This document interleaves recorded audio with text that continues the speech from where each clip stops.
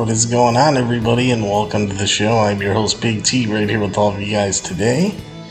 And this is your AEW Dynamite Fight for the Fallen review and result show for today, Wednesday, August 16, 2023.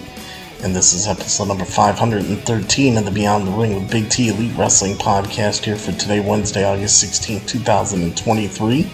Will Chris Jericho join the Don Callis family? We're going to find out here. We'll talk about AEW Dynamite Fight for the Fallen and everything that happened tonight on this great show. So kick back and relax. We're going to hit the introductions and everything. Your AEW Dynamite Fight for the Fallen 2023 review and results show will be coming your way next. Don't go away, because I will be right back.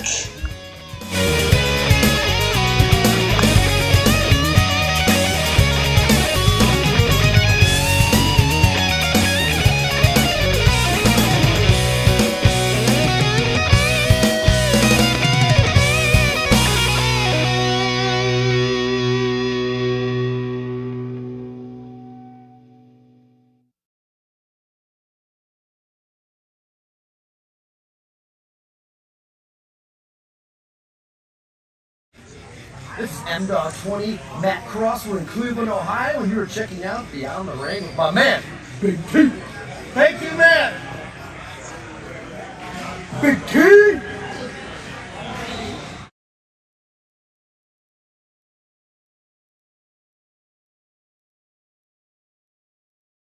Well, this is easy for your teenage wrestling, and you are so very fortunate because you are watching Beyond the Ring with Big T. This is a bad boy show to know, and we're watching Beyond the Ring, AEW.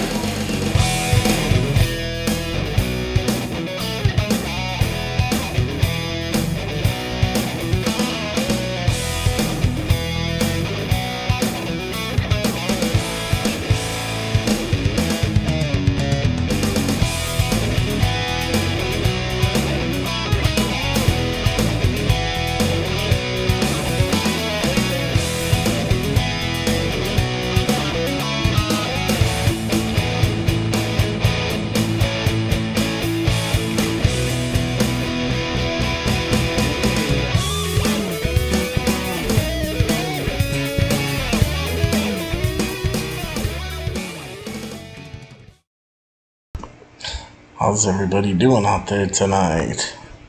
Hope you're ready for a great show, because I sure am. I've been ready for this one. How you doing there, everybody? How are you doing tonight? I'm excited. I'm really excited to to get into this show and talk to you guys about AEW Dynamite Fight for the Fallen 2023. And I'm your host, Big T, right here with all of you today. So this is welcome to episode number 513 of the Beyond the Ring with Big T Elite Wrestling podcast here for today, Wednesday, August 16th, 2023. And this is your AEW Dynamite Fight for the Fallen review and results show. So I'm your host, Big T, right here with all of you guys today. We're going to get into it here. And, let's see here, actually, let me fix, I gotta fix something in the ticker here. Let's see, let me see, I gotta kind of speed up the ticker to make sure everything is fitting properly and that nothing gets cut off on you guys. But boy, oh boy, did we have an awesome show tonight. I mean, guys, I enjoyed it. I really enjoyed myself tonight. I hope you guys did too, because I really thought it was great. Okay. Everything is in there that we need, so could slow that writing down right there. Alright, so first off, don't forget, check out my website, beyondtheringwithbigt.com. Call into the show live on Skype if you have any questions about the show, BigT_119. Follow me on Twitter at BeyondTheRingBT. Like me and follow me on Facebook at Beyond the Ring with Big T. Follow me on Instagram at Beyond the Ring with Big T. And don't forget hashtag Justice for Purdy and donate to the show using PayPal. There's a PayPal link pinned to the top of the YouTube live chat and the Facebook live comments and the PayPal links. There's a button on my YouTube homepage that you guys can use, and also there is the PayPal links at the top of the description of this video and every single video that I do. So there you go, guys. Alright. Now, without any further ado, let's get into everything here and get down to some business. AEW Dynamite Fight for the Fallen 2023 review and results show for today, Wednesday, August 16, 2023. We got Jeff Hardy versus Jeff Jarrett in a Texas Chainsaw Massacre death match, and Orange Cassidy defending the International Championship against Wheeler Yuta. And tonight's AEW Dynamite episode Fight for the Fallen is coming to you live from the Bridgestone Arena in Nashville, Tennessee. So, tonight's show will feature the first ever Texas Chainsaw Massacre death match between two veterans of the AEW roster, in Jeff Hardy and Jeff Jarrett, as AEW promotes the upcoming Texas Chainsaw Massacre video game. Orange Cassidy will once again be defending his international championship as he aims to continue his impressive reign as champion.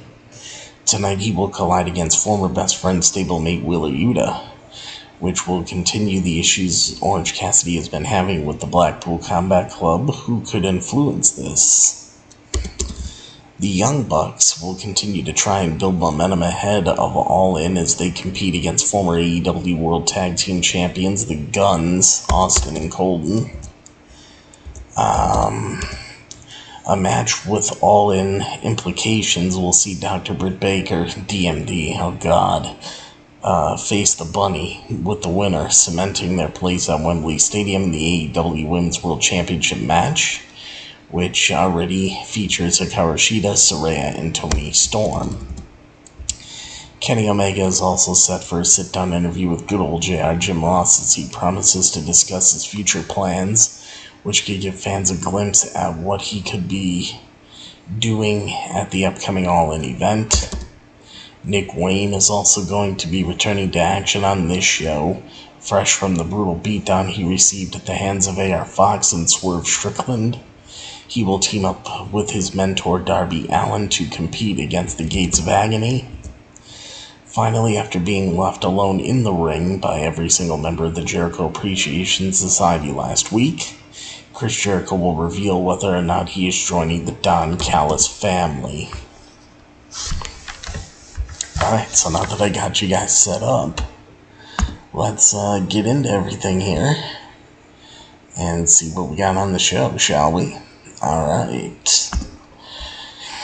So we got a match for the AEW International Championship. We got the AEW International Champion Orange Cassidy defending his AEW International Championship against Wheeler Yuta. Orange Cassidy aims for the Orange Punch immediately, but Wheeler Yuta is able to block it as they then trade arm drags until Yuta connects with the big chop. Both men then go back and forth with forearm strikes until Yuta hits a suplex, but Orange Cassidy fires back with one of his own. And then both men go down after they each look for a big boot at the same time. Orange Cassidy then begins showcasing aggression to attack Yuta until Yuta throws Orange Cassidy out of the ring and follows it up with a suicide dive. Yuta then aims to suplex Orange Cassidy outside of the ring, but he takes too long and Orange Cassidy hits the move himself. However, Orange Cassidy is not able to remain in control as Yuta hits a pile driver on the ramp. Yuta then looks to mock Orange Cassidy with his hands in his tights as he slowly kicks him back down to the ring. But as soon as they get back in, Orange Cassidy busts out a beach break. And Yuta then fights back by stomping on the hand of Orange Cassidy as he tries to nullify his Orange Punch finisher as he bites the fingers and then stomps away on the hand yet again.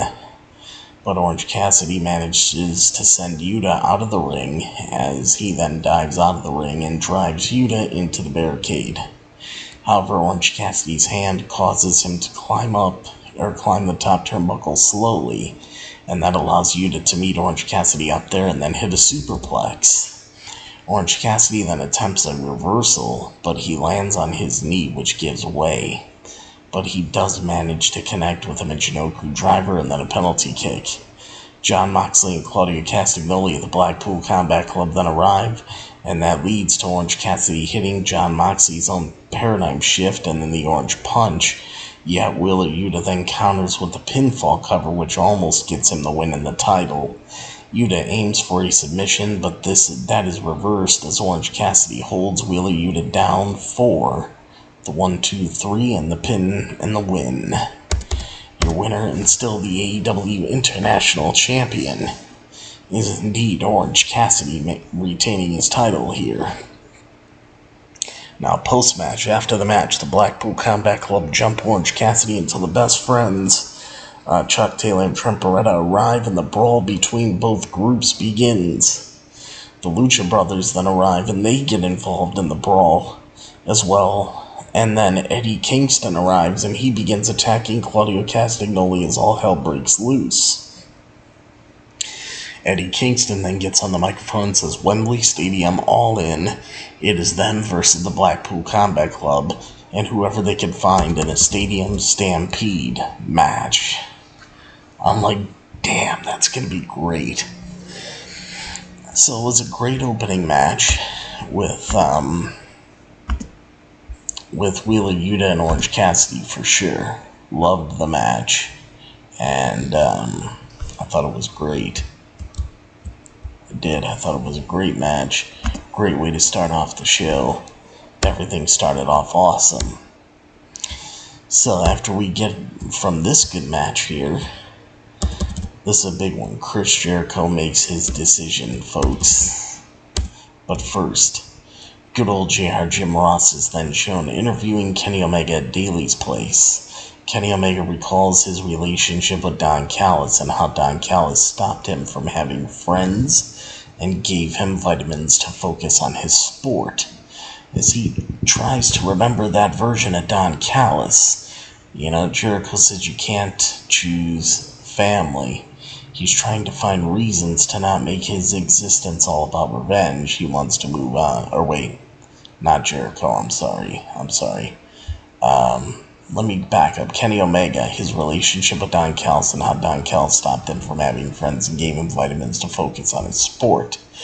Omega tries to remember that version of Don Callis. Omega says you can't choose family. He's trying to find reasons to not make his existence all about revenge as he wants to move on. Omega says he has the power to give it and taketh away as the god of pro wrestling. Don Callis then shows up, but Switchblade Jay White and Rock Hard Juice Robinson then appear and they jump Kenny Omega and they begin attacking him as Konosuke Takeshita appears and joins in on the beatdown. Hangman Adam Page is then shown outside the hospital and says if you are going to start a beatdown, you need to finish it. As he says it all in, Kenny Omega will have Hangman Adam Page and Kota Ibushi by his side. Chris Jericho and Don Callis. So, that beatdown was pretty brutal. JR was just standing there looking on in disgust at what was going on, and JR wasn't very happy, with everything going on. And, the beatdown was actually pretty brutal. And, it was actually a very nice showing. I do gotta say that much. But, let's take a look here. Let's take a look here at Chris Jericho and Don Callis. This was really huge. This was a huge thing here, like the biggest part of the show. Alright. So, Chris Jericho and Don Callis, they head to the ring, right? And Jericho admits that he has been thinking about changing his ways after last week. Jericho says he doesn't join factions, he creates them. After last week, he knows the answers about if he wants to be part of the Don Callis family. And then Jericho says, yes, I'll be part of the Don Callis family. Or no, if he wants to be part of the Don Callis family, Jericho then says yes. When the Jericho Appreciation Society walked out on him, he decided to be more selfish and get back to his roots and align with someone who is just as low as him.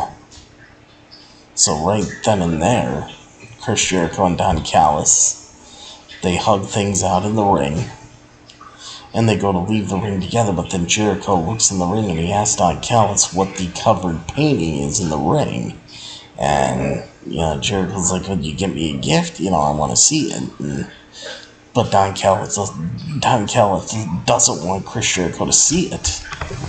However, Chris Jericho insists, and he unveils the painting, and it is a painting of Don Callis holding Chris Jericho's severed head. And, Chris Jericho's like, well, what's this about? You think I wasn't going to join you and you want to assassinate me or something? What's going on? Don Callis, trying to lie and get out of it in typical Don Callis fashion. Callis claims that the artist screwed this up, but, Jericho tells Callis to shut up, as he knows Callis is lying. Callis admits that he did think that Jericho would say no because of his massive ego, and that is why he doesn't deserve to be part of the Don Callis family. So Chris Jericho points out that 3 years ago, Don Callis wasn't even in the business and nobody cared. And thanks to Chris Jericho, Don Callis is back in the wrestling business and still nobody cares. And, Chris Jericho goes on to call Don Callis, basically like, he's low, he's garbage, he's an asshole. And then Jericho shoves Don Callis into the corner, and looks like Jericho was either going to choke Don Callis or beat the shit out of him, something along those lines. But as they were in the corner, Konosuke Takeshita shows up and he hits the ring to jump Jericho. Jericho fights back, but then gets attacked by Will Ospreay, who knocks Jericho down, and then he takes out Jericho with a chair shot right to the head. I mean, directly to the face.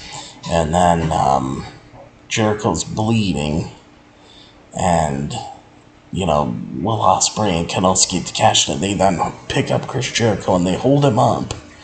And they hold up Jericho for Don Callis. Don Callis grabs that painting of him holding Jericho's severed head. And Don Callis smashes the painting over Jericho's head. And Jericho's left laying in the ring with Don Callis, Kenosuke Takeshita, and Will Ospreay standing over him, until Sammy Guevara shows up and chases them away. So Sammy Guevara is still showing, a sign of friendship and allegiance to Chris Jericho. And, obviously where this is going is, you have Will Ospreay and Chris Jericho on a collision course for All In, which I think that's a great match. I know a lot of people wanted Will Ospreay and Kenny Omega 3. I would have preferred that match, but I'm telling you, Chris Jericho and Will Ospreay is going to be an amazing match at Wembley Stadium. It's going to be awesome. So I gotta say, I liked it. I really enjoyed that. I thought it was awesome. And I'm excited to see what they're going to do with this match. Will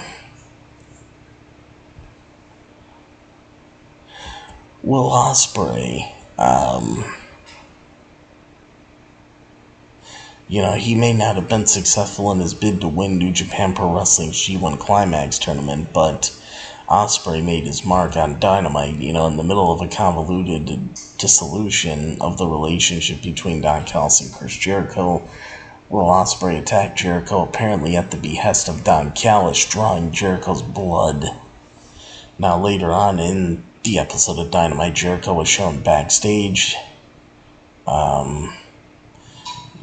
just talking about the attack, smearing his own blood into his mouth as Jericho promised to drink Will Ospreay's blood at Wembley Stadium, challenging Will Ospreay, the IWGP United States Champion, or as he calls it, the IWGP UK Heavyweight Championship, or champion match at All In, which was later officially announced. The match will mark the first time that Jericho and Ospreay have ever faced off against each other, with Jericho hyping it up as a showdown between two of the best at All In on August 27th, as Ospreay's United Empire compatriots Aussie Open will be in action at All In, defending their Ring of Honor World Tag Team Championships against Adam Cole and AEW World Heavyweight Champion MJF on the 0 Hour pre-show. So that's everything you need to know right there. Jack Perry. He says he will retire the FTW World Heavyweight Championship on next week's AEW Dynamite episode. So during tonight's special episode of AEW Dynamite Fight for the Fallen, Jack Perry declared that he will retire the FTW World Heavyweight Championship on next week's episode of Dynamite. Jack Perry has held the title since he dethroned Hook on the July 19, 2023 episode of AEW Dynamite, where Jack Perry won the match by hitting Hook with the title while the referee's back was turned. It marked two things: Jack Perry's first singles title win in AEW and the first loss of Hook's career. Jack Perry successfully defended the FTW World Heavyweight Championship against Rob Van Dam, RVD, on last week's episode of AEW Dynamite. Now for a little bit of history on it, Taz introduced the FTW World Heavyweight Championship back in the late 1990s while he was in Extreme Championship Wrestling. Another cornerstone of ECW, Sabu, also held the title during that era. After a more than 20-year hiatus, Taz revived the title in AEW in July of 2020 and presented it to Brian Cage.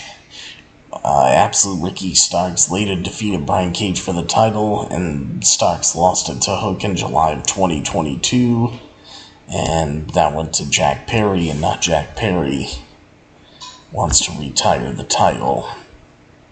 So that's what we're looking at. So yeah, it was just a video of Jack Perry who claims that next week he will retire the FTW World Heavyweight Championship. And then we move on to Darby Allin and Nick Wayne go up against the Gates of Agony. So in a tag team match. The Gates of Agony jumped Darby Allin and Nick Wayne before the match during their entrance, getting a head start on the proceedings as they dominate Darby Allin and Nick Wayne around the ringside area. Wayne gets launched back first into the barricade as Gates of Agony continues to isolate him once the match begins. As they then continue the attack of Nick Wayne, tagging in and out frequently, dropping Nick Wayne with a double choke slam. Wayne then avoids the Gates of Agony and forces them to collide with each other, which allows Darby Allin to tag in as Darby Allin begins clearing house or cleaning house and gets an assist from Nick Wayne. But it doesn't take long for the Gates of Agony to regain control as they hit a double team move that forces Nick Wayne to break up the pinfall. Gates of Agony misses wildly with the splash attempts in the corner though, and Nick Wayne then sends Torleone to the floor. He heads back into the ring to nail Bishop Khan with Nick Wayne, nails Bishop Khan with the Wayne's World as Darby Allin connects with the coffin drop while Nick Wayne moonsaults to the outside. And then Darby Allin with the coffin drop gets the 1, 2, 3 and the pin and the win. Your winners are Darby Allin and Nick Wayne. And then after the match, this was awesome because Joker Sting is back. Sting appears with his Joker persona backstage on the big screen on the Titantron and says AR Fox needs eyes in the back of his head because they have a coffin match coming up at Wembley Stadium and he loves it. Sting says he has a leading man for his movie, as Sting then shows that he has Prince Nana. And then Sting says, it is showtime.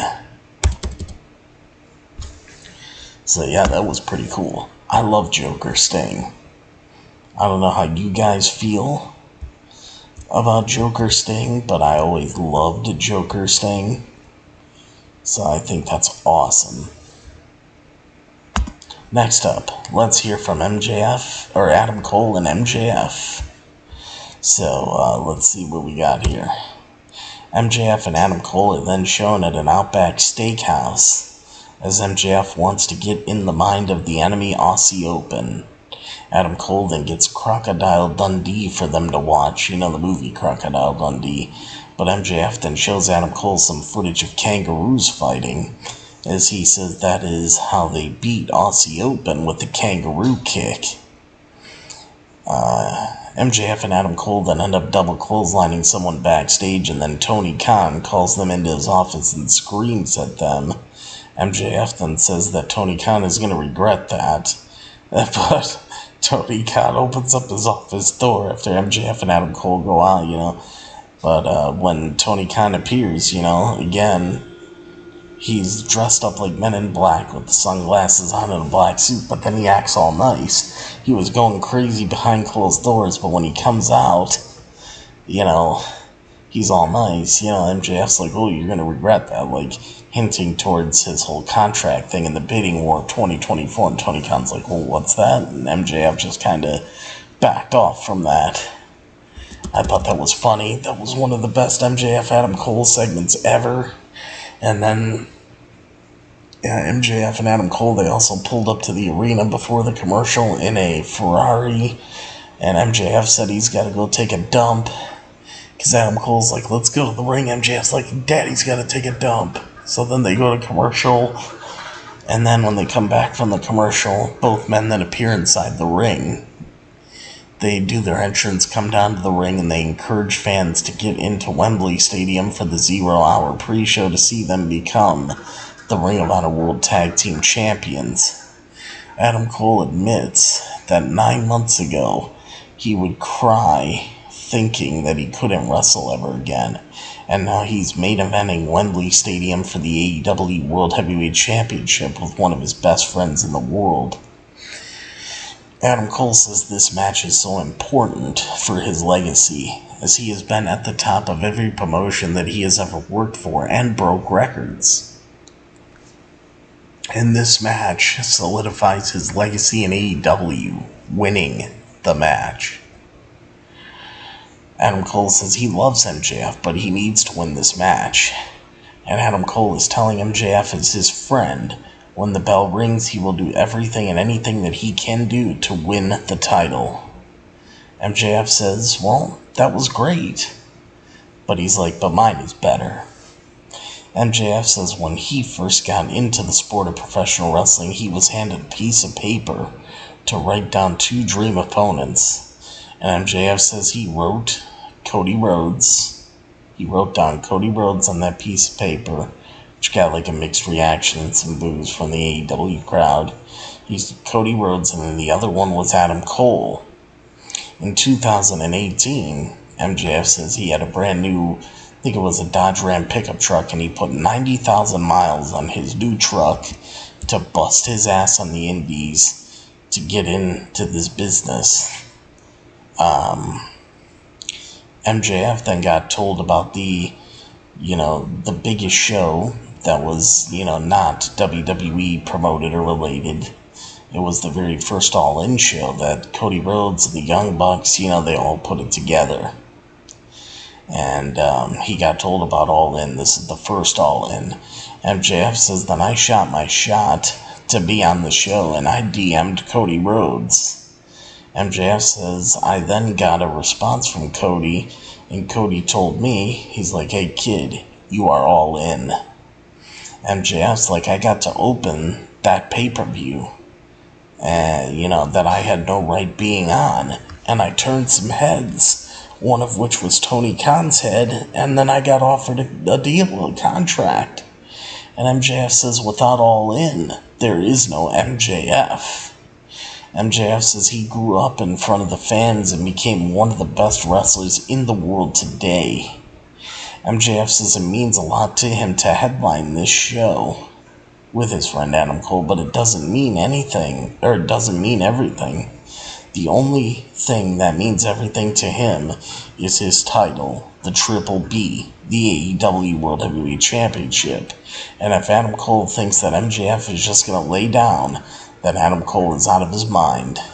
A win in Wembley Stadium will make him legendary, and he is going to win because nobody is on the level of the devil. Then MJF and Adam Cole, they fist bump and, make peace after their promos. But then Aussie Open, Mark Davis, Kyle Fletcher, they hit the ring and they jump MJF and Adam Cole, the Ring of Honor World Tag Team Champions.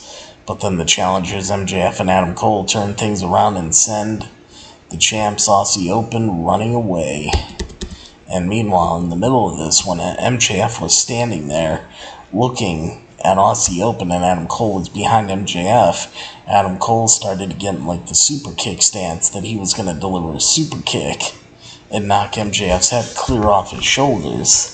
And then MJF turned around and he kind of noticed what Adam Cole was doing. I'm like, hey, what are you doing, type moment? And then they looked at each other. The crowd started chanting, hug it out, hug it out, hug it out, hug it out. And then MJF and Adam Cole hugged, and they got out of the ring together and went to the back.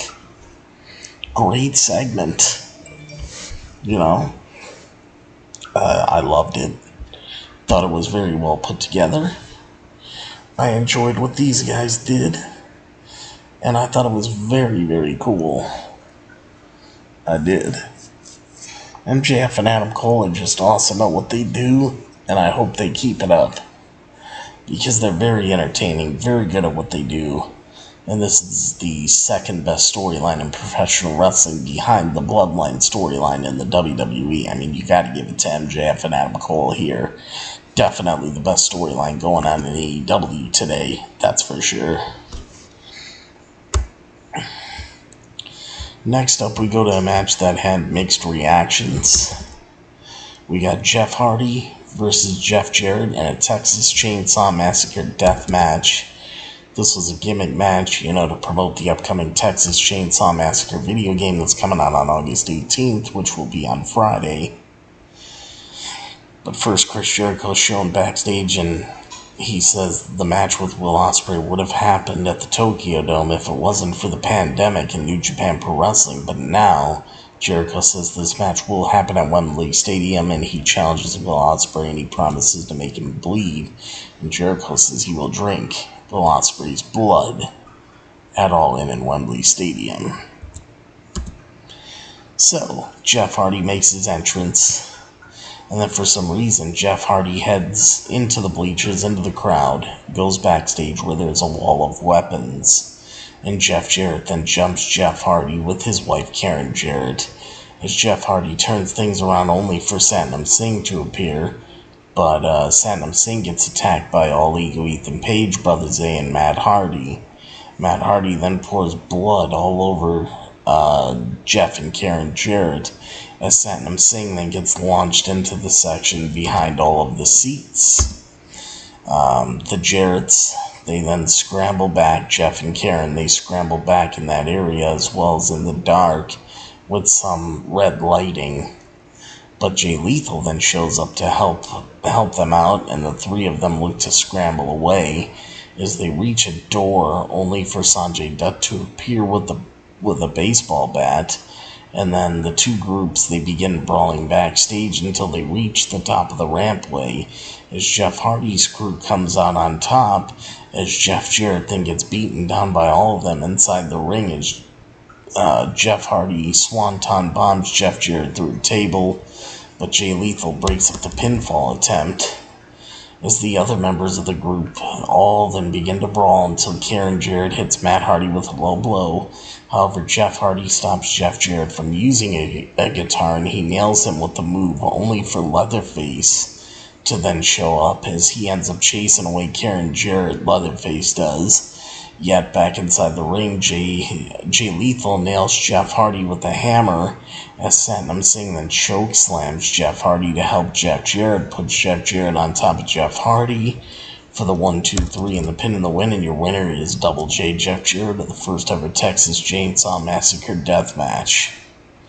The match was gimmicky. I understand why it wouldn't be everybody's cup of tea. When WWE does it, it's not the best thing. When AEW does it, it's not the best thing, but for some reason I still was pretty entertained by it. Next up, we got Dr. Britt Baker DMD going one-on-one with the Bunny. Really didn't care about this match, didn't do much. Both women shake hands to start the match and then immediately began shoving each other as Britt Baker goes for a schoolgirl pinfall attempt. But the Bunny gets out of it and then connects with a few kicks of her own. Bunny then attacks the midsection of Britt Baker before nailing a running knee strike, as yet she misses with a clothesline and is taken down via a neck breaker. Britt Baker then goes for the stomp but misses, and a distraction from Penelope Ford allows the Bunny to regain control as she aims to take Britt down the rabbit hole. But Britt blocks that only to be stretched on the ropes, with Bunny using a head scissors submission before running and diving onto Britt in the corner, as the Bunny and Penelope Ford distract the referee, which allows Penelope Ford to pull Britt Baker down onto the second rope to inflict further damage. The Bunny focuses on the eyes of Britt Baker as she dumps her out to the floor for Penelope Ford to attack her. Britt then attempts to fight back and she hits the double underhook, but Bunny kicks out as she tries to put her glove on. Britt does, but Penelope Ford takes it, opening a chance for the Bunny. Yet Britt Baker super kicks the Bunny and then hits the stomp on the Bunny into the ground, in the ring, into the canvas for the 1-2-3 and the pin and the win. Your winner and moving on to All In, progressing to All In the Women's Championship Fatal 4-Way match is Dr. Britt Baker DMD. Whatever. Match was what it was. The Acclaim then get into the ring for a match, but beforehand the House of Black appear and jump them as Brody King uses a chain to add further damage, as they then take Billy Gunn's boots that the Acclaimed have been carrying around since Billy Gunn left them in the ring at Collision. What was that, about a few weeks ago, a month ago, something like that. But yeah, that's where we're at. And now, everybody, finally, we got the main event of the evening here for AEW Dynamite Fight for the Fall in 2023 tonight. We got a tag team match. The Guns, Austin Gunn and Colton Gunn, taking on the Young Bucks and Matt Jackson and Nick Jackson. As the Guns are making their entrance, the Young Bucks opt to attack the Guns as they make their entrance and kickstart things with a brawl between these two teams, who are both former AEW World Tag Team Champions, as the match then officially starts. And it's the Young Bucks that controls the pace early on, hitting a double drop kick, and it sends the Guns out of the ring, and Nick Jackson dives out of the ring to take both men out. The Guns then manage to get control, though, isolating Matt Jackson inside the ring while making frequent tags between them. Matt tries to tag out, but the Guns don't let them, the Guns don't let him. They don't let Matt Jackson tag out, with Colton Gunn nailing a dropkick, as he then sends Nick Jackson off the ring apron. However, both of the Guns miss wildly in the corner and then collide with each other to create an opening as Matt Jackson leaps over them and tags in his brother Nick. Nick hits a huge crossbody on them as Austin Gunn then eats a huge super kick and then a running kick to Colton. Nick then dives back into the ring and plants Austin headfirst on the mat before diving out to Colton, as the Young Bucks then fire up inside the ring, but Austin avoids the BTE trigger as Colton dives in and saves him, as he then tags in but eats a kick from Nick. Yet the Guns then hit a double team move to plant Matt Jackson, which leads to Nick Jackson diving from the top turnbuckle to break up the pinning attempt. The Guns then look to cheat to secure a win, but Nick nails Austin with a kick to the head to stop him from helping his brother. However, Matt then goes for a roll-up of his own, and Nick shows them how to cheat by holding his arm to ensure they can't kick out for the 1-2-3 in the pin and the win. Your winners are the Young Bucks, Matt Jackson and Nick Jackson, and after the match, Switchblade Jay White and Rock Hard Juice Robinson attack Matt Jackson and Nick Jackson and the Young Bucks until FTR, Cash Wheeler, and Dax Hard, with the AEW World Tag Team Champions, hit the ring. And the Young Bucks and FTR, they work together to clear house as they then stare down each other, as FTR teased doing a shatter machine to, I forgot if it was Nick Jackson and Matt Jackson, but they stopped, and just to kind of build the tension, and that's how AEW Dynamite went off the air. Yeah, so that's what we got, guys. It was a decent tag team match, but, nothing too special. And let's see what else I have. Let's see.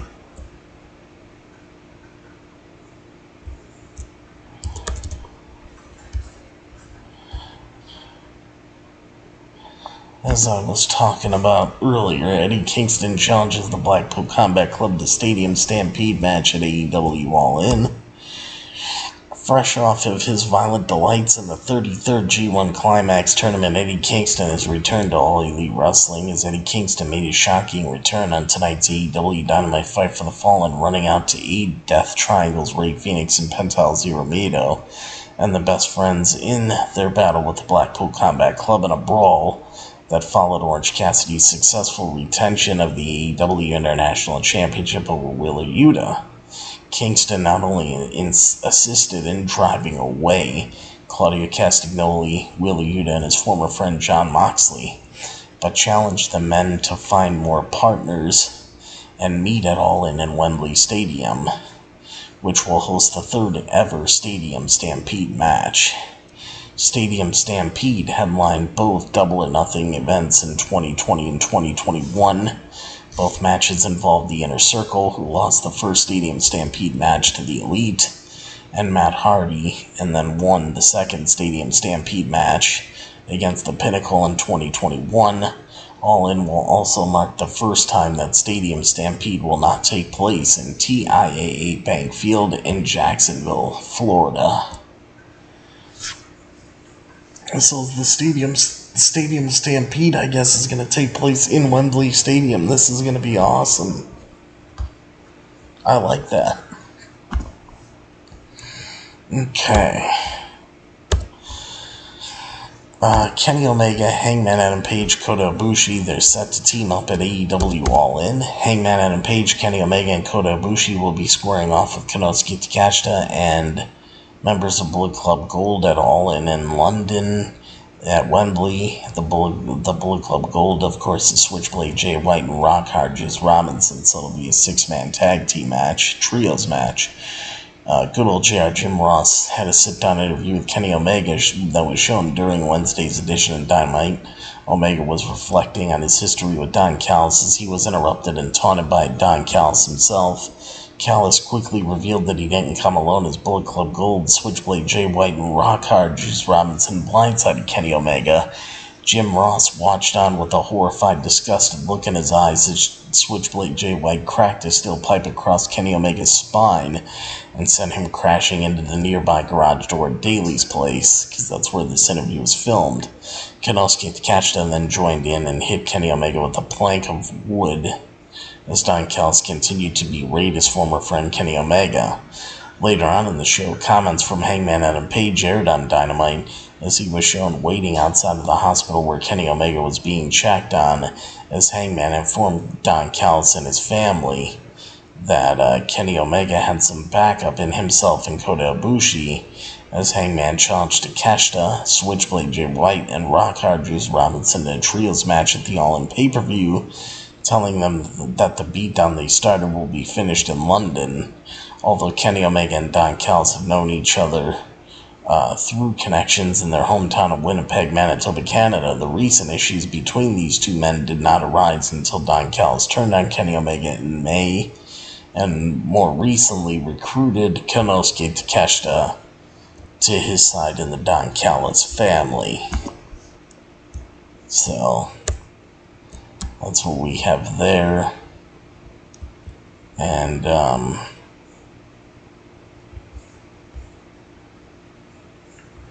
looking for what else do I have here?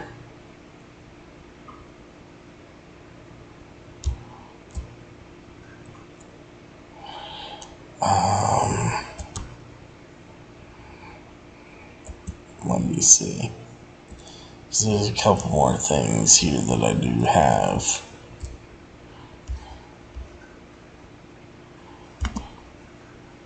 Backstage update on Ace Steel's AEW status, whether he's been on the road. The recent banishment of the fallen angel Christopher Daniels from the AEW Collision locker room has people asking questions about the status of Ace Steel. Ace Steel's expulsion from AEW events due to his actions after AEW All Out last year, despite his role with the company, was cited as the reason for Christopher Daniels' similar fate on Saturday nights, as Daniels reportedly played a role in the post-All-Out brawl. Now Fightful Select reports that Ace Steel met with AEW President Tony Khan about returning to wrestling in some capacity, as Ace Steel is still employed with AEW but is not permitted to attend shows due to being an insurance risk. Ace Steel is reportedly back in AEW but is not on the road and is allowed to seek work elsewhere as his contract with AEW is up in 2024. The report mentions, but he doesn't outright confirm, that Ace Steel may have received back pay for the time he was out following the altercation, as Ace Steel's role is reportedly focused primarily on the suggestions for creative regarding CM Punk. Ace Steel is rumored to have bitten Elite member Kenny Omega in a brawl that included Ace Steel, CM Punk, Kenny Omega, Christopher Daniels, Matt Jackson, Nick Jackson, and members of AEW's talent relations team, and witnessed by AEW General Counsel Mega Perrick. Punk and the Elite were kept off of television for a period of time following the incident, with the Elite returning later that year and Punk returning in July this year and on the debut episode of AEW Collision. Punk was stripped of the AEW World Heavyweight Championship but is now defending the real AEW World Heavyweight Championship, as they call it. So that's what we have. And finally, I thought this would be kind of fun to mention. So let's go ahead and bring this up real quick. Freddie Prinze Jr. thinks that Adam Cole will turn on the AEW World Heavyweight Champion MJF and not vice versa. Freddie Prinze Jr. think AEW could swerve fans by making Adam Cole turn on his tag team partner MJF at this month's All-In pay-per-view. MJF and Adam Cole, who are tag team partners, are going to have 2 matches at Wembley Stadium, the first being a tag team match where both men will team together to face Ring of Honor World Tag Team Champions Aussie Open and then face each other later that night for MJF's AEW World Heavyweight Championship in the main event. Freddie Prinze Jr. on his Wrestling with Freddie podcast predicted that Adam Cole could turn heel on MJF after watching the August 9th episode of AEW Dynamite. And this is what Freddie Prinze Jr. has to say, and I quote, "But I'm wondering if we've had this story, all wrong. And the end of the story is Adam Cole turning heel on Max," he said. And after the segment last week, "I feel like that's the direction it's going to go. And not because of the Roderick Strong stuff, which is really fun when he called him a bland bitch, and Roderick Strong's like, I'm not a bland bitch. That was great, dude. He oversold the shit out of it." End quote. On last week's AEW Dynamite, Adam Cole's friend Roderick Strong, who has warned Adam Cole not to trust MJF over the last few weeks, was insulted by MJF, following which Adam Cole shoved MJF, and both men hugged it out, though, at the end of it. Now, why Freddie Prinze Jr. feels Adam Cole will turn heel on MJF. Freddie Prinze Jr. explains why he feels Adam Cole turning heel against MJF at All-In makes sense, and suggests what could happen at the pay-per-view between both men. And Freddie Prinze Jr. says, and I quote, "But anyway, they're talking about the Ring of Honor Tag Team Champions, and Adam Cole is selling him hard. Yo, man, we can do this. We're going to have 2 matches on one night at Wembley freaking Stadium," said Freddie Prinze Jr. He is selling him hard. And Max is like, "Dude, what are you talking about? 2 matches?" And he's like, let's do it. The only reason, because him wanting to have these titles, because he's never had them, is bullshit storyline-wise. I think he is doing it to tire Max out.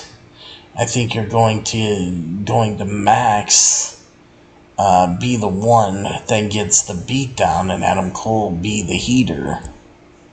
End quote. Now, he said the signs so far hinted at MJF turning heel on Adam Cole, but he feels that AEW will swerve at All-In and have Adam Cole betray MJF. Freddie Prinze Jr. feels that Adam Cole was a great heel in WWE NXT, and that the AEW crowd could still cheer him even if he's a bad guy. Adam Cole recently discussed his babyface turn and how it felt intimidating at first, as he has been a heel for a large chunk of his professional wrestling career. So, thought that was a little something interesting. And then finally, guys, I'll leave you guys with this as we ended when they have this up. For Wrestling Inc., AEW Dynamite Fight for the Fall in 2023 for August 16, 2023, Wednesday. 3 things we hated and 3 things we loved about the show. This is according to Wrestling Inc. So let's see. It says we're 11 days away from Wembley Stadium, and you know what that means. It's time for some awkwardly rushed card building. We're doing things a little bit differently than usual this time around. Instead of trying to squeeze the entire show into 6 items, which has been an issue with several shows recently, we are going to focus on what we liked most and what we hated most. As a result, some stuff is going to get left out. Don't worry, we absolutely talk about the Texas Chainsaw Massacre Deathmatch, but there are a couple things we will not be covering, including Britt Baker versus the Bunny. It was fine, but there wasn't much to it. And we all knew who was going to win. And we would just be saying the same stuff we always say about the AEW Women's Division and the Young Bucks and the Guns match. The match was pretty boring, and we don't have the energy to try to interpret the Bucks winning by grabbing the ropes and how that may or may not be a shot at CM Punk. So, let's take a look. So, we're just going to give you 3 things we hated and 3 things we loved about the August 16, 2023 episode of AEW Dynamite Fight for the Fallen. So, they said, this is the first thing they hated about AEW Dynamite. It says, booking you would need rich guy drugs to understand. This week we have good news and bad news. The good news is that 11 days left until the biggest show in AEW history, Tony Khan remembered that he had to fill out the card with some more matches, and he did. The bad news is that the way he got to those matches ranges from the head-scratchingly odd to the mind-numbingly stupid. Remember, this is according to Wrestling Inc., not me, just so you guys know. On the somewhat more sensical side of things, Orange Cassidy vs. Wheeler Yuta predictably led to a Blackpool Combat Club beatdown, which led to the Best Friends, the Lucha Brothers, and eventually returning Eddie Kingston, making the save. A little weird and extremely hastily done, but Eddie Kingston has unresolved beef with Jon Moxley, so that part makes sense. Not sure why we're apparently doing a 12-man Spring Stampede match, or a Stadium Stampede match, but it's probably just to get everyone on the card, WrestleMania-type logic. Really not sure where the Blackpool Combat Club is going to find 3 extra teammates, especially considering what happened last time they teamed up with people, but whatever. On the less sensible side of things, Switchblade Jade White and Rockhard Juice Robinson attacked Kenny Omega for no reason, and now we're getting those 2 plus Takeshita against Kenny, Hangman, and Kota Ibushi. Sure. The fact that Omega is not getting a singles match at all in is frankly mind-boggling, and Switchblade Jay White and Rockhard Juice Robinson getting involved makes 0 sense no matter what they said on Collision, but fine, whatever, it's fine. And then there's Chris Jericho, who made his decision this week and decided to join the Don Callis family. Explicitly, because the Jericho Appreciation Society abandoning him made him realize he had to go back to his old heel ways. Never mind the fact that the Jericho Appreciation Society were all still heels until like a month ago. But Don Callis, anticipating that Jericho would turn him down, why have you been courting him this entire time then? Brought a picture into the ring of Don Callis holding Chris Jericho's severed head, presumably so he could unveil it after the rejection. Instead, Jericho demands to see it, gets offended, and asks Don Callis for the truth. Callis then runs down all the reasons why he hates Chris Jericho, which are all very good reasons to not spend weeks trying to get someone to join your stable then. During the ensuing brawl, a wild Will Ospreay appears, and we have another match for All In, a match where nobody has any reason to cheer for either competitor. Also, Sammy Guevara makes the save, even though Jericho was out here ditching the Jericho Appreciation Society like yesterday's laundry 5 minutes earlier. Frankly, we have not seen a storyline make less sense since. Probably since the last time AEW did something that spit in the face of narrative logic. Probably since the last time AEW did something to spit in the face of narrative logic. It says, good job getting Ospreay on the card, though.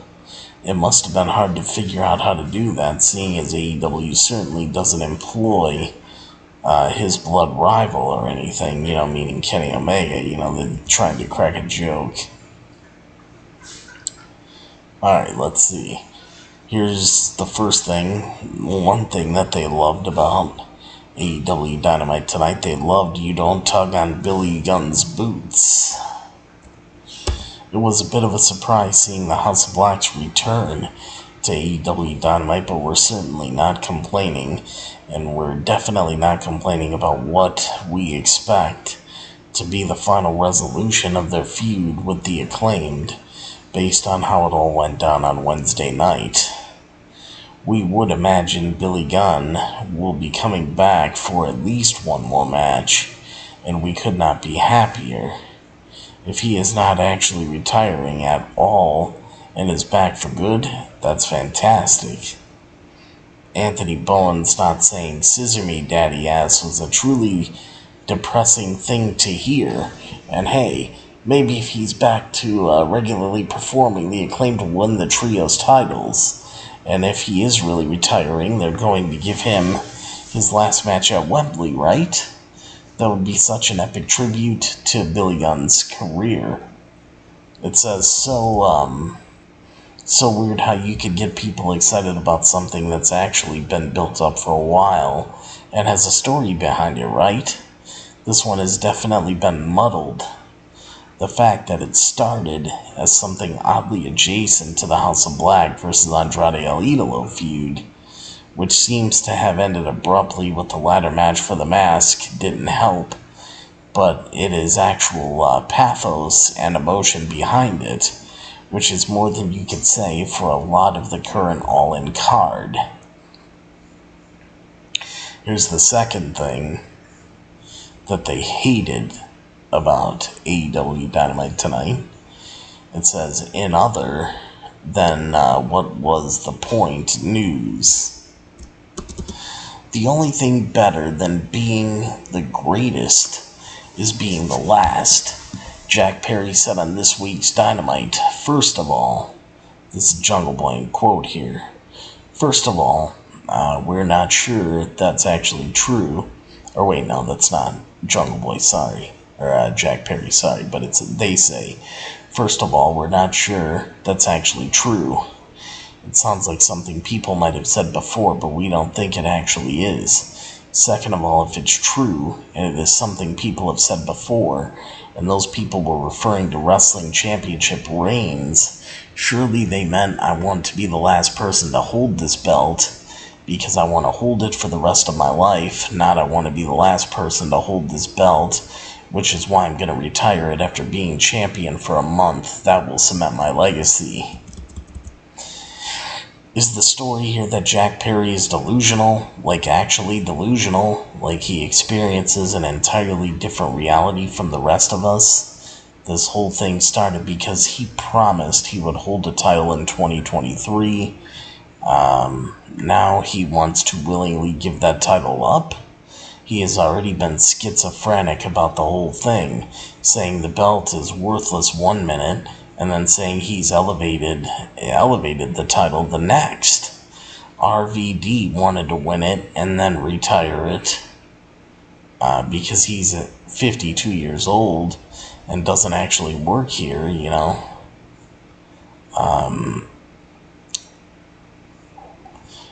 Jack Perry wants to retire it because what he thinks he's going to lose it if he doesn't. Is that a thing that should be happening in his brain after his very first title defense? What exactly are we doing? Don't get us wrong, we would love to see the FTW Championship retired and have it go away forever. But this is not how you tell stories. Tony, they say Tony Khan, it's just not. It doesn't make sense. Congratulations, though. We didn't think it was possible to bungle the Jack Perry heel turn more thoroughly than you already had. Once again, here you are proving us wrong. And here's the second thing that Wrestling Inc. loved about AEW Dynamite tonight. They loved Texas Chainsaw Mania. It says, we were fully prepared to hate the Texas Chainsaw Massacre death match. Like, fully prepared. We're not a fan of either wrestler, and we're not a fan of death matches. So this seemed like a recipe for us to have a bad time. On the contrary, and much to our astonishment, this match was delightfully stupid. The Jericho stuff and the Jack Perry stuff was dumb in a bad way. This was dumb in the best way. Calling it a match is honestly giving it more credit than it possibly deserves. It was a prolonged backstage brawl that eventually got to the ring, but not before Jeff Jarrett had blood dumped all over him along with his wife Karen Jarrett, because horror movies, everybody who could possibly be involved in this match was involved. From Matt Hardy to All Ego Ethan Page to Satnam Singh and Jay Lethal to fucking Leatherface, who literally chased Karen Jarrett away with a chainsaw. You know, the chainsaw was running, the chainsaw was going off, he was waving it around, but it says, "We were dreading a death match all along." The lines of the stuff that gives Jon Moxley an erection. But this match shared more DNA with the Final Deletion or a Bray Wyatt vignette than it did with GCW. We had a great time watching it, and the fact that it probably pissed off a bunch of wrestling purists on the internet made it even better. Oh, and Jeff Jarrett won the match and was presented with a Leatherface Championship belt. 10 out of 10, replaced the worthless TNT title with this one immediately. And here is the third thing that Wrestling Inc. hated about AEW Dynamite tonight. They say, apparently the joke is on us. As regular readers are doubtless aware, we are not huge Sting fans under the best of circumstances. And if this is Joker Sting, which is apparently a thing people like, we hope he stays in Arkham for a very long time. Was this supposed to be scary or something? Was it supposed to be intimidating? Sting basically kidnapped Prince Nana so he could talk at him in a stupid voice and make weird faces for a while before just letting him go. Was that it? Is that all you got? Because we don't know about you. But if we were Nick Wayne, who was watching the whole thing unfold, we'd be like, yeah, that was cool and everything, but these guys broke my face with a picture of my dead father. Could you maybe have done something more impactful than scrunching up your face and doing some silly laughs? Like, this is Darby Allin and Sting's response to Swerve Strickland going full supervillain on an 18-year-old. A brief but somewhat uncomfortable headlock. We are very, very happy that Swerve Strickland and AR Fox get to wrestle in front of 80,000 people or more than 80,000 people at Wembley Stadium. But boy, do we ever wish they had different opponents. We are about as over Team Cool Goth as it is possible to be, meaning Sting and Darby Allin. I don't know why they hated that, because Joker Sting, I think that's just awesome. I love Joker Sting. That's just me. I think Joker Sting is pretty damn cool. I don't understand what they have against Joker Sting. It's actually very entertaining. But anyway, let's take a look here at the last thing we got here, if you guys are ready for this one.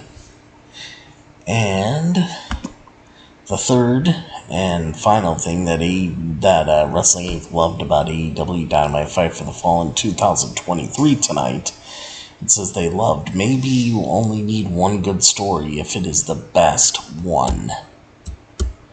So let's take a look at this and read this one. Shocking, precisely no one.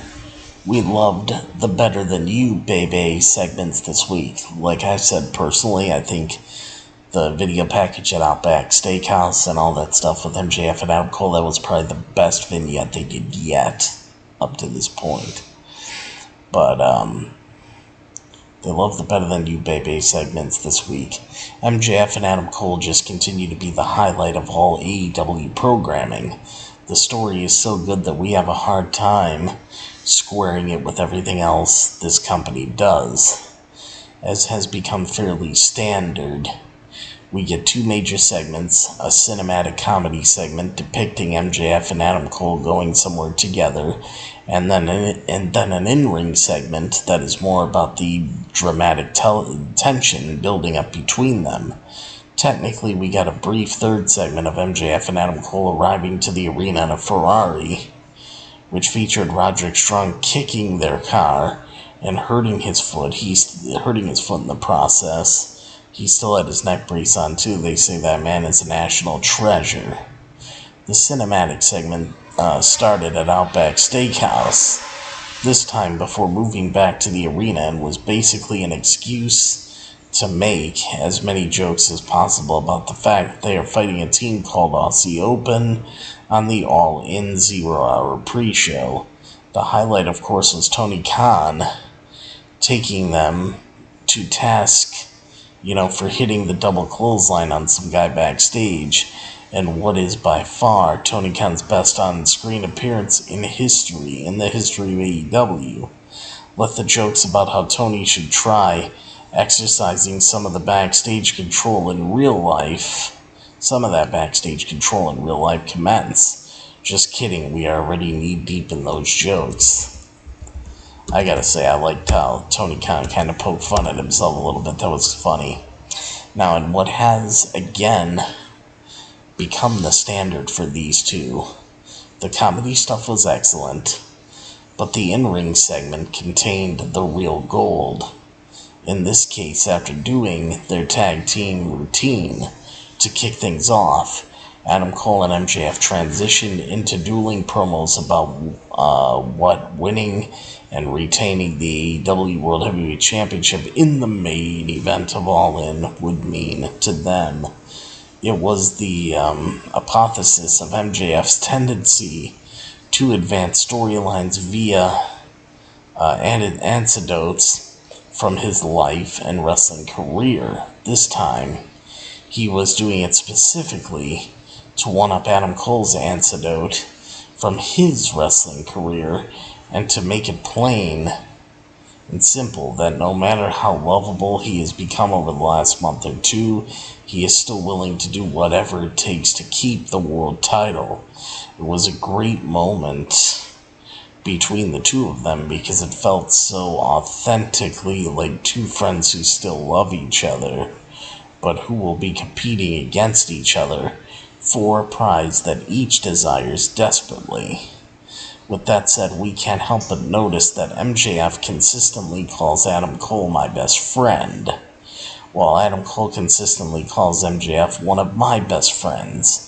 And after a brief and unsuccessful Aussie Open run-in, Adam Cole finally started to show a hint of his true colors, looking for all the world like he was about to superkick MJF while MJF's back was turned.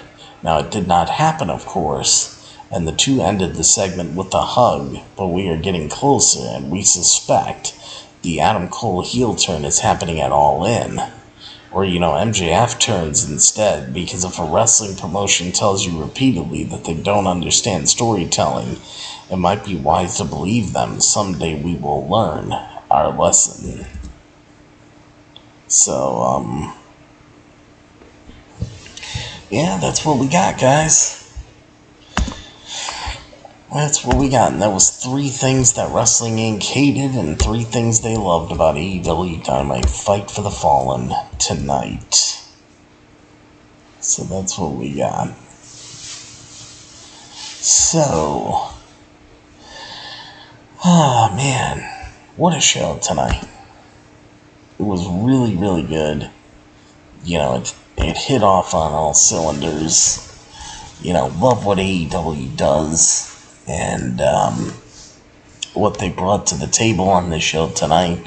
Was it as good as some Dynamites in the past? Not one of the best ones in history. I can tell you that much. But it was still a really good... was still really good, just the whole thing. The whole show was really good. Now, as far as what I would rate the show, I will say that AEW Dynamite Fight for the Fallen 2023 for today, Wednesday, August 16th, 2023, I am going to give this show on a scale of 1 to 10. I'm going to give this show definitely the old 10 out of 10 plus right there. And the 2 thumbs up and the big T seal of approval. As I had a lot of fun watching the show tonight. And I hope you guys did too. because we did have some good stuff. But yeah, anyway, guys, that's where we're at. And another great episode of AEW Dynamite is in the books. So I hope you guys enjoyed the show as much as I did right here tonight. So, yeah, as far as the rest of this week's schedule that I do have, Friday night we got SmackDown and Rampage. Saturday we got Collision. If I'm going out on Friday, then I'll end up seeing you guys on, if I end up going out on Friday, then I'll see you guys on Saturday for like the SmackDown and Collision reviews. But we'll see how things go. I'll keep you guys in the know. And, we'll see what they come up with. I know Rampage will be a Fight for the Fallen edition.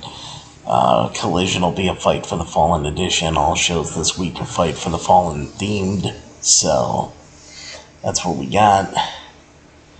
The Fight for the Fallen cause this year is for the Maui wildfires, to help them out in Hawaii. So, it's going to a good cause. But AEW does Fight for the Fallen every single year, so that's cool. And always goes to a good cause at the end of the day. But, yeah, guys, so that's the scheduling.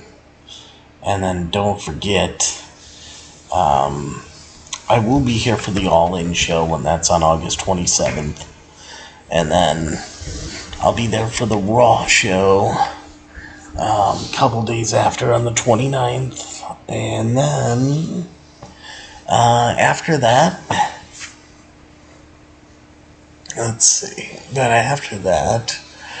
I'll be taking the week off, because Labor Day weekend and Labor Day, and I got a bunch of plans that whole week. I know Payback and All Out is happening. I will not be reviewing those shows. I'll be taking the week off, so just to let you guys know ahead of time. But, I'll be here with you the rest of this week and all next week, and then the week after is when I'm taking the week off at the end of August going into early September. So, be prepared for that, just to let you guys know now right off the bat. So, anyway, but that's going to do it for me right here, everybody, on this episode of Beyond the Ring with Big T tonight.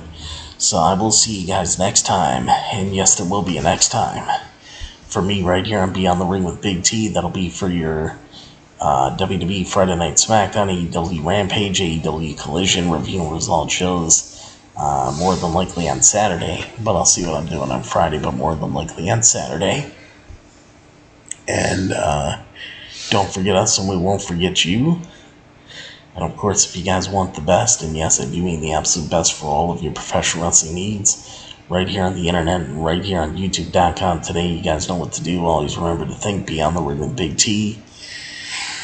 And you guys also, don't forget all the social media to follow me on and check out my website, donate to the show, hashtag Justice for Pretty, all that good stuff. And then, of course, thank you very much for watching and listening to episode number 513 of the Beyond the Ring with Big T Elite Wrestling podcast here for today, Wednesday, August 16th, 2023. And this has been your AEW Fight for the Fallen, AEW Dynamite Fight for the Fallen 2023 review and results show, which was a great show. They got the 10 out of 10 plus and 2 thumbs up Big T seal of approval. And yeah, there you go. And next time I'll see will be this weekend. We'll see what kind of shows we get. I'm sure Collision will be good and Rampage will be good. SmackDown, don't really know.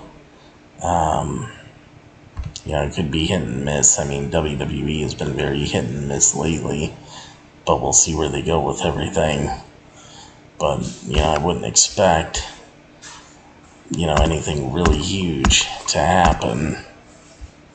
But we'll see how it goes. But anyway, guys, hope you enjoyed the show tonight. And, of course, as always, everybody, you know how it goes. Always remember, And never forget that I'm your host, Big T, and I will see all of you at the matches, and I'll see all of you for SmackDown Collision Rampage coverage later on in the weekend. So take care, everybody. I love you all. And of course, good night, everybody.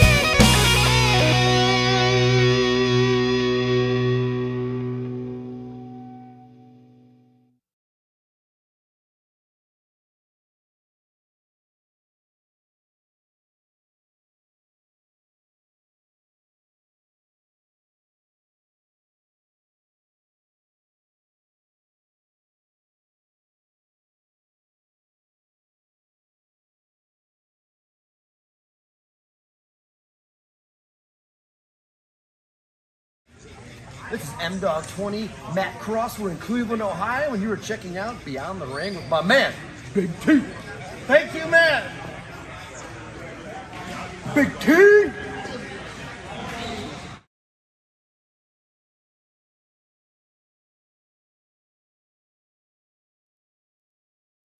Hello, this is EC3 of TNA Wrestling, and you are so very fortunate because you are watching Beyond the Ring with Big T. This is the bad boy Joey Janela, and you're watching Beyond the Ring.